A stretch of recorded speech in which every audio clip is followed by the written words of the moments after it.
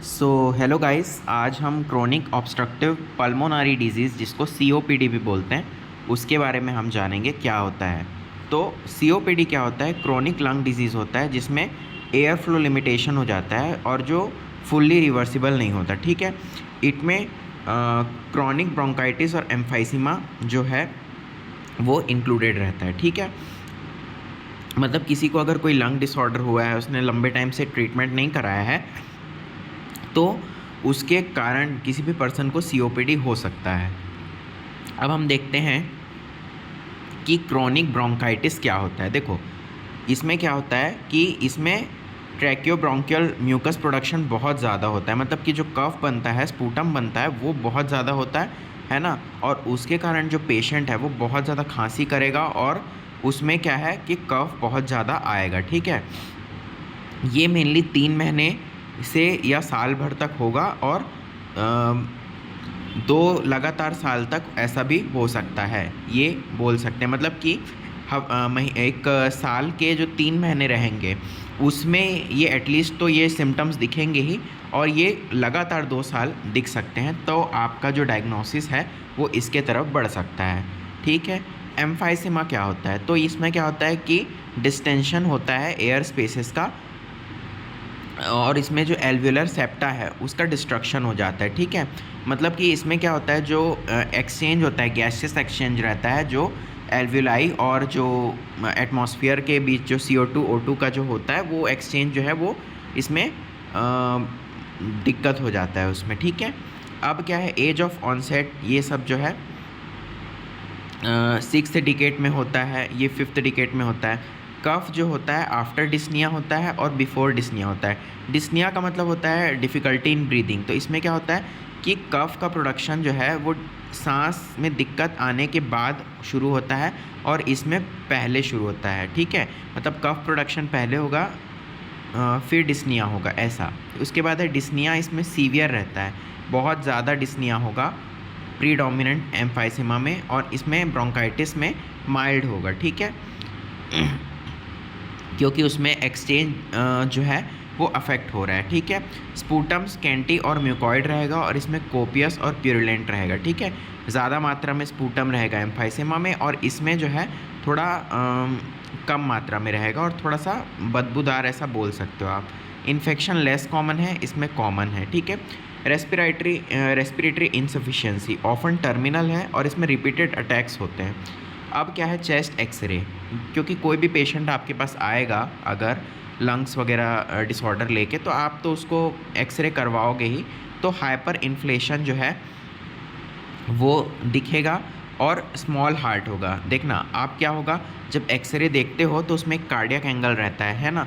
तो cardiac angle देख के आप पता लगा सकते हो कि भैया इसके हार्ट का साइज़ क्या है। ठीक है, इसमें क्या है, ब्रोंकियोवास्कुलर मार्किंग बढ़ी रहेगी। देखना जब आप एक्सरे देखोगे तो उसमें क्या होता है, ब्लैकिश ब्लैकिश होता है, यानी एयर जो है वो उसको रिप्रेजेंट करता है, और वाइटिस जो है वो एक स्पूटम या फ्लूइड को रिप्रेजेंट करता है।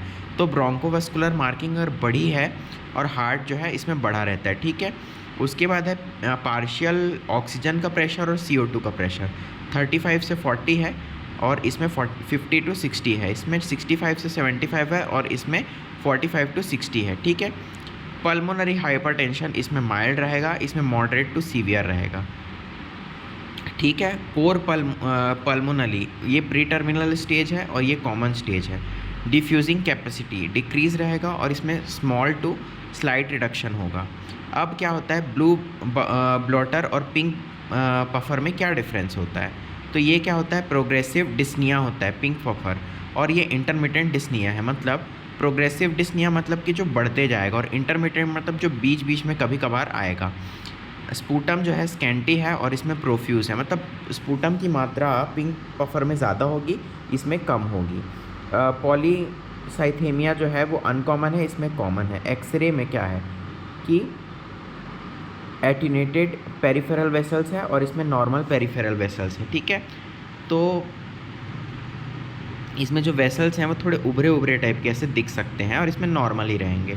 ठीक है, उसके बाद है एल्वुलर गैस ट्रांसफ़र, इसमें रिड्यूस होता है पिंक पफर में, क्योंकि मैंने आपको जैसे बताया था कि एम्फाइसेमा में वो जो एक्सचेंज है वो डिक्रीज़ हो जाता है।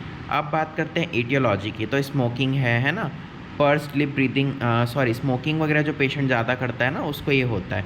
अब देखो साइंस में आप सीओपीडी का पेशेंट है तो कभी भी कोई पेशेंट ओपीडी में आता है तो एक तो सिम्टम आप पूछते हो और एक उसको ऑब्जर्व करते हो साइन से। तो साइन में क्या होगा कि उसको जब आप बैठा लोगे तो वो उसका जो है सीटिंग जो है वो ट्राइपॉड पोजीशन में रहेगा। अब ट्राइपॉड पोजीशन होता क्या है, जब पेशेंट बैठता है ना तो अपने घुटनों में अपनी हथेली को रखता है और थोड़ा ना सामने की तरफ बैंड होके बैठता है।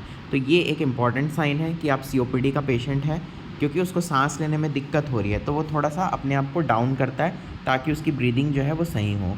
उसके बाद है पर्स्ड लिप ब्रीदिंग, मतलब कि थोड़ा सा जो होंठ है उसको थोड़ा सा ऐसा बोलते हैं ना किस कर रहे हैं या ऐसे पतला कर लिया, तो वैसा टाइप का ना वो उसको लिप को कर लेगा। साइनोसिस, ये बहुत इंपॉर्टेंट साइन है। थोड़ा सा ब्लूइश कलरेशन जो क्योंकि ऑक्सीजन डेफिशिएंसी हो रही है तो पेशेंट के आपको सेंट्रल साइनोसिस दिख सकता है, आपके हाथ में उसको साइनोसिस दिख सकता है, मतलब थोड़ा सा ब्लूइश कलर दिख सकता है पेशेंट को। और उसका जब आप हाथ चेक करोगे तो उसमें जो नाखून है उसमें भी थोड़ा सा उभार टाइप का दिखता है। उसको एक चीज़ बोलते हैं, वो मैं आपको बताऊंगा बाद में। तो ठीक है, उसके बाद है फोर्स एक्सपिरेटरी टाइम जो है 4 सेकंड रहता है और सीओपीडी में 6 सेकंड और अबव रहता है। देखो ये होता है स्पायरोमेट्री टेस्ट, ये करते हैं पता लगाने के लिए। बैरल चेस्ट रहता है, ठीक है। चेस्ट जो है वो नॉर्मल जो पेशेंट रहता है उससे जो है थोड़ा सा सिकुड़ा टाइप का चेस्ट रहता है, ठीक है। हाइपर रेजोनेंट चेस्ट रहेगा। हाइपर रेजोनेंट चेस्ट मतलब जब आप ऑस्कल्टेट करोगे तो साउंड जो है बहुत ज़्यादा सुनाई देता है इसमें, मतलब आपको फील होगा कि पेशेंट के में कुछ ऑब्स्ट्रक्शन है, एयर एंट्री जो है क्लियर नहीं है। ये मेनली जो है साउंड जो है ऐसा रहेगा। ब्रेथ साउंड डिक्रीज़ हो जाएगा और बायलेटरल वीज़ मतलब होता है सीटी बज रहा है वैसा आपको सुनाई देगा। स्पायरोमेट्री जो है वो ऑब्स्ट्रक्शन दिखाएगा। FeV1/FVC जो है 70 से नीचे रहेगा। और इसमें क्या है कि 70 से नीचे रहेगा कब, जब आप ब्रोंकोडायलेटर भी यूज़ कर लोगे उसके बाद भी अगर 70 से नीचे रहा तो ये आपका सीओपीडी का डायग्नोसिस कंफर्म करेगा। अब देखो, अब बात आता है ट्रीटमेंट पे कि ट्रीट कैसे करोगे सीओपीडी के पेशेंट को। तो एक तो फार्माकोलॉजिकल ट्रीटमेंट करना है और एक नॉन फार्माकोलॉजिकल। तो इसमें रिहैब करना है, एक्सरसाइज, न्यूट्रिशन, एजुकेशन और स्मोकिंग अवॉइड करनी है। अब बात करते हैं फार्माकोलॉजिकल। तो इसमें सबसे इम्पॉर्टेंट है ऑक्सीजन थेरेपी।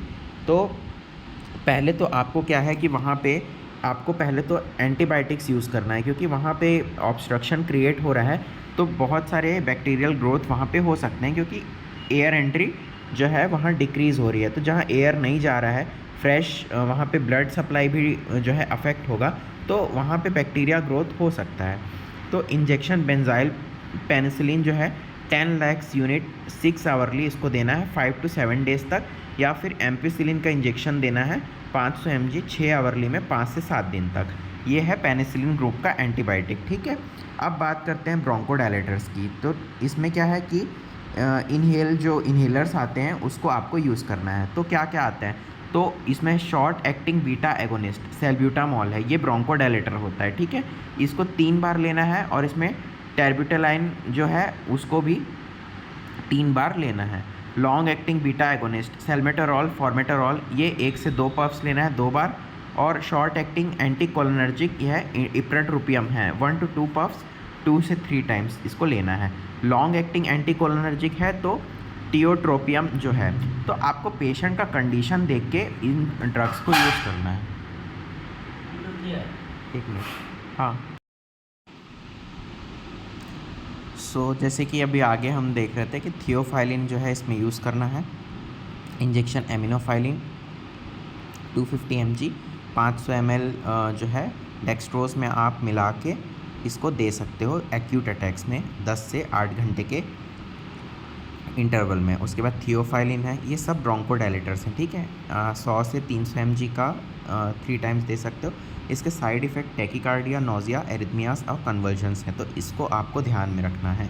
हार्ट रेट बढ़ सकता है, पेशेंट को वॉमिटिंग जैसा लग सकता है ना। हार्ट की जो इरेगुलर बीट्स रहेंगी, है ना, झटके आ सकते हैं पेशेंट को। उसके बाद है ग्लूकोकॉर्टिकॉइड्स, ये होता है कॉर्टिकोस्टेरॉइड वाले जो ग्रुप हैं वो। तो इसमें क्या है कि फ्लूटिकासोन है, ब्यूटेसोनाइड है, ये सब जो है आप यूज़ कर सकते हो। टैप्रेडनिसोलोन है ना। तो इस प्रकार से आप यूज़ कर सकते हो। कॉम्प्लिकेशंस न्यूमोथोरेक्स, रेस्पिरेटरी फेलियर और कोर पल्मोनली, ये हैं इसके कॉम्प्लिकेशंस। सो आज हमने सीओपीडी के बारे में बात किया है। नेक्स्ट क्लास में ब्रोंकियोटेसिस के बारे में बात करेंगे। Thank you.